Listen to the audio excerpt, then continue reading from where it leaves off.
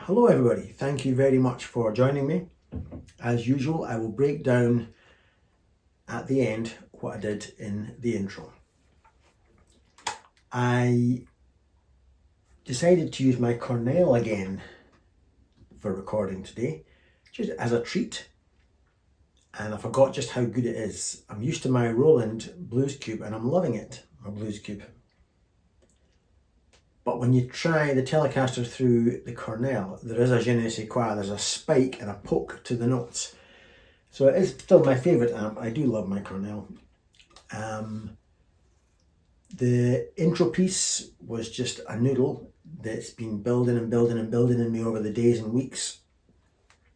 I watch a bit of Tobias, I watch a bit of Jim Campolongo, I watch a bit of this and I watch a bit of that, and it all comes out. I'm delighted to, at the very end of the noodle, if you stayed that long, I felt Jim Campolongo came out to play. There was bits that I thought, that's that sort of slightly deliberately sharp bending and weird notes is very Campolongo when I switched to the bridge pickup. I hope you agree. Anyway, let's get on with the breakdown. Okay, I won't go through the entire song because 4.5 minute noodle would take forever to unpack, but we'll look at the techniques. I don't know a lot of theory, but I do know the positions of the chords. So for any position 1, 2, 3, and then back to 1 again, and so it goes. So I definitely would suggest go no further until you know your chords in 3 different positions up the neck. And then you can learn all your scales and lead lines from the positions. Force yourself to play your well-known lead lines from that position, then that position, then that position. And that to me is the key to unlocking the fretboard.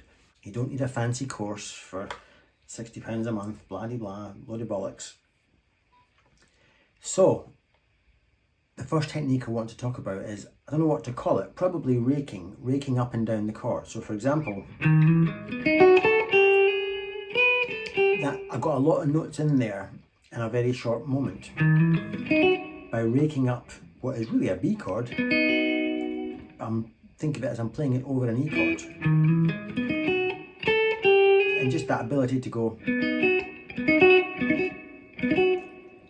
crams the notes in. And then here I go again. Just raking down the E chord. So practice each position where you could rake. So for example,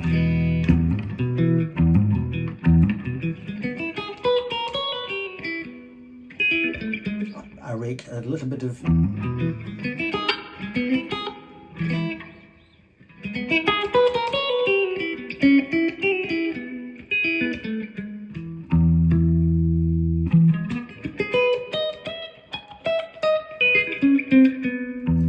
So play with all your positions and see where you could rake some of the chords. So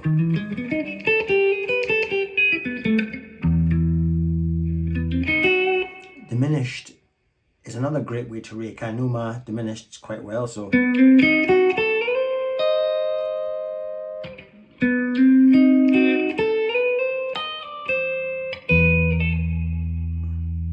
okay. Another great rake, similar to the first one, but this time I've got diminished going on, so I've got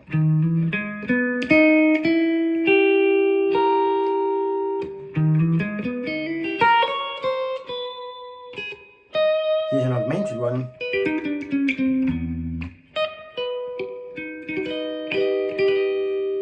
11th of the E, 12th of the B and G, and 13th of the D. So I've gone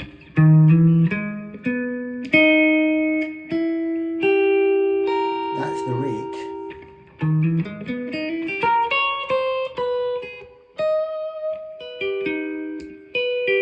That's the rake there.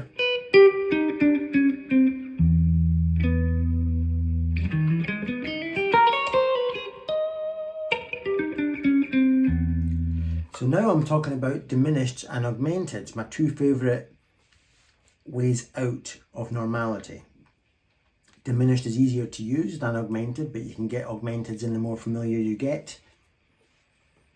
And if you can rake through a diminished or an augmented, it catches the human ear, because the human ear is set up to expect you just to play the do, re, mi, or the blues pentatonic. And when you can rake through, it just sounds, whoa, that sounded a wee bit sophisticated, right? Then, I mean, there I go again, I'm raking through, I'm moving the chord now towards this F sharp minor, but I'm kind of raking through it. There's another little technique, I'm vibrating 2 notes in the chord and keeping 1 note static. There's your static note. And it just really brings things to life. Then here's this technique.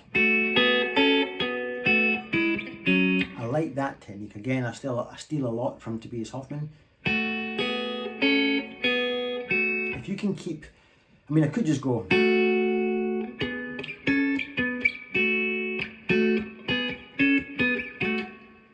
But if I do it like this, I've got the two double stops sustaining against each other. My right hand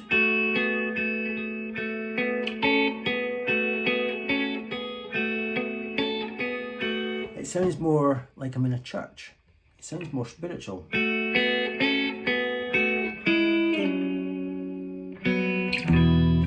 So I love that technique. It takes a bit of work. This is harder than raking. This is having a set of damping skills that's very established.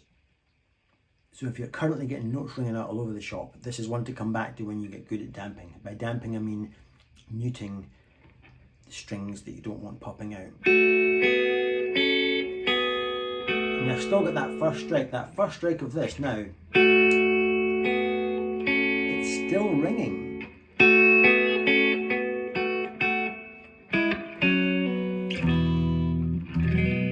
So that's a great technique. You'll see me do that all over my YouTube channel. Here's another nice little technique. Start with a rake.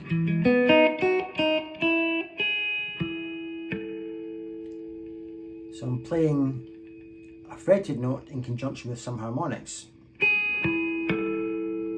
And actually the notes I'm playing with the harmonics suggest I've gone to the 4 chord of A. That's kind of an A major 7 sound, so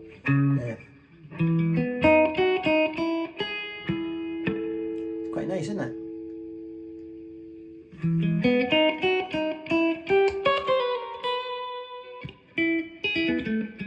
Just raking again. F sharp minor again. Here we go again with my sustaining harp-like church chords.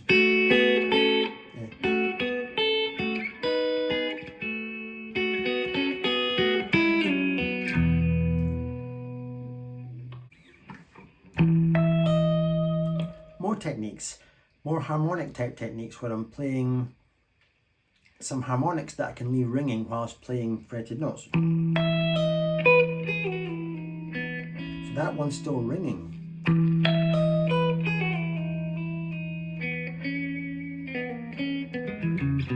There's another rake, just from that version of E to that version.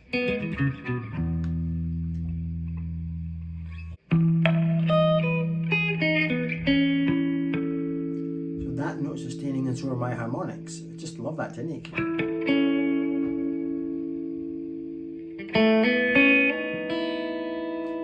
It's a nice technique.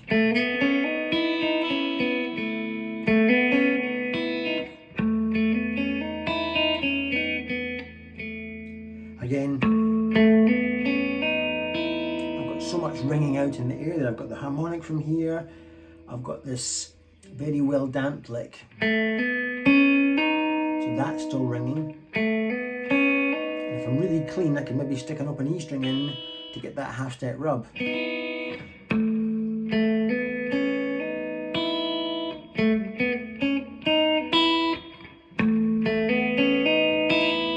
a little Julian Lage, he'll hit something to bite your ear, a half step rub, but not a nice one. His half step rubs are designed to not be nice. They're designed to,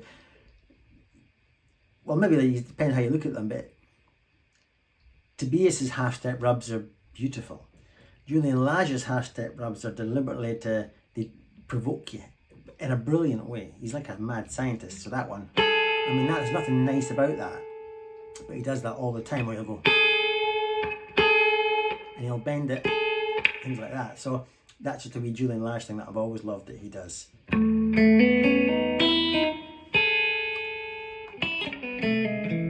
This is a nice one. A lot still going on in the air. I've gone from E to F sharp minor.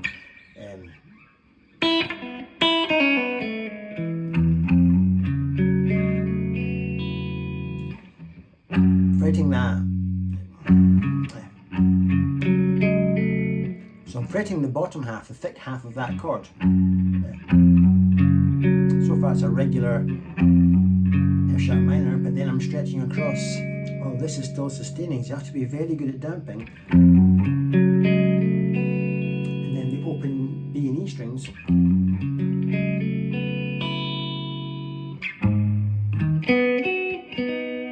Just now working up to that shape. Just playing the 1, 5, flat 3, flat 7, then to A7 or to A major 7. That's a nice technique. I once saw a YouTuber, I don't know who it was now, somebody trying to mimic Eric Johnson, but the way he did it was chose to do what he called harmonised 7th chords. So if you can imagine,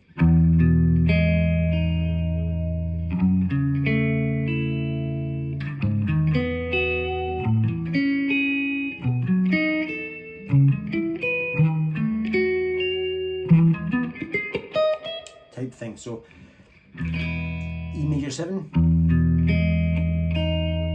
I'm just playing the root, the 5, the major 3rd and the major 7 up to F sharp minor 7, again playing the 1, 5, flat 3 and flat 7, then to A flat minor 7, same sort of thing, then to an A major 7, to a B7, to a C sharp minor 7, to this, would that be a B?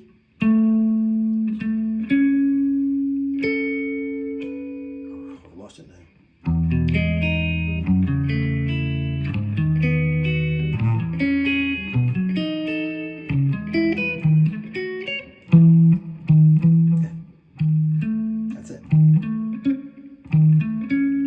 Lovely, isn't it?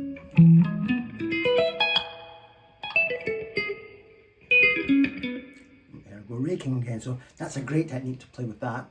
Then I've gone into an old classic. I think it's called In the Garden. So I'm using a very easy to understand chord sequence. You know, it doesn't challenge the ear in any way. It's very predictable and expected and lovely and beautiful. I'm just playing double notes from the chords, connecting positions 1s, 2 and 3 perhaps. There's me in position 3 now. Suggesting the 7th. Change chord to A. You see what I'm doing? These are just 2 notes from an A chord. I'm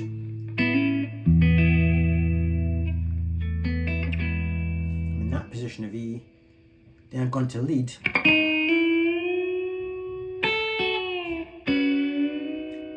And when I was young, I used to think, don't do that, the bottom will fall out the sound. But having watched guitar players over my life, no, I think the listener can be credited with knowing where I'm going. I think you can hear from that perfectly well. I've gone up to the 5, the B.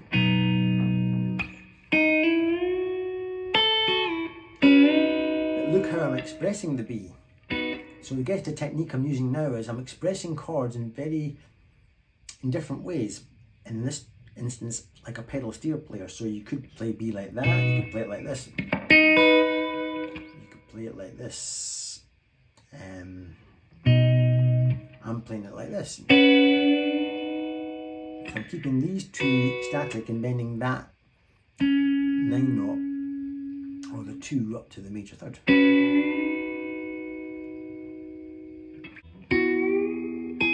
That's it. Me taking that 9 note or 2 up to the major 3rd, but this time instead of doing it from a trebly sound, I'm doing it like this, from the bottom up. In other words, I once watched Arlen Roth many years ago in the Hot Licks tapes do something like this.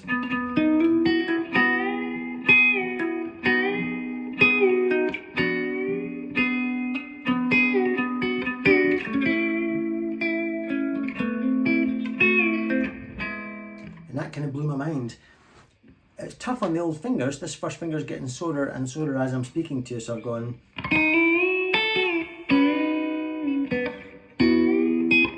And that's me doing a kind of a shift to E7 to get ready for the D flat. Yeah, the D flat.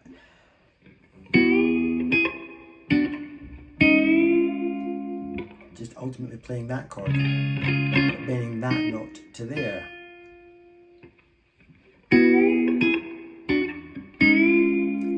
Into F#7.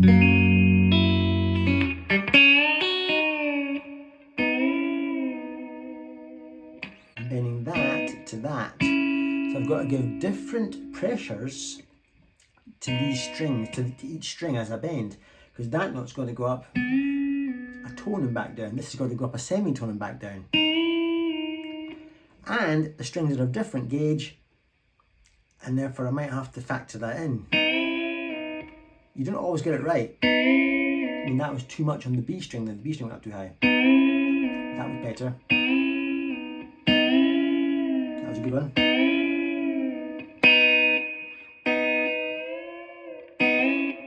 So sometimes I'm getting it right, sometimes not so right. I find I play it better and more reliable when I'm just in the moment and in the flow. Like that. What else?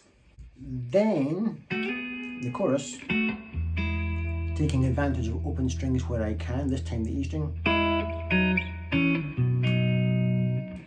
Just following the chords. Then the harp thing, did that before.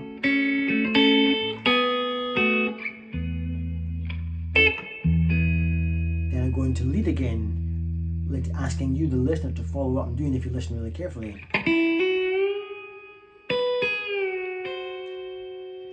Now, to me that jumps out as a complete chord change.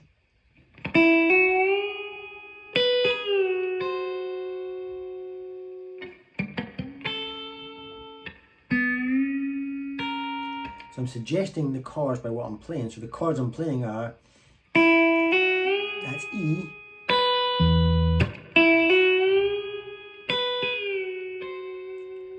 that is that chord, is that chord there, which is E flat. Yeah. It's the classic rock and roll thing when you go to the 4 chord, but you visit the semitone below the 4 chord. And almost the quieter you hit that note, the more you invite the listener in. Because I could really spell it and go, but that's a bit too much. That is enough, that's class. That's a nice one. To get to the A, I've chosen to not go like that, nor like that. I've chosen to go just bending up that a semitone and that a semitone with an open E string. That's a hard one. These are floating. That's going up a semitone just bent by my first finger. These are gauge 10 strings, by the way. I've been doing this a while. So I'm playing that chord there, which is E, F#7.